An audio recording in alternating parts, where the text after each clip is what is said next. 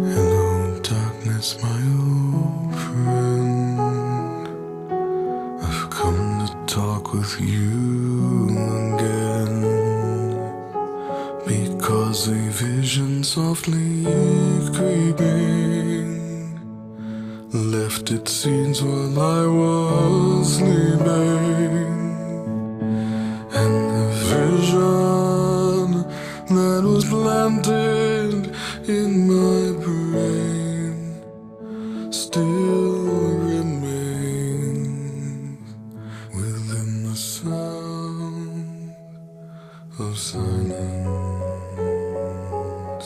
In restless dreams I walked alone,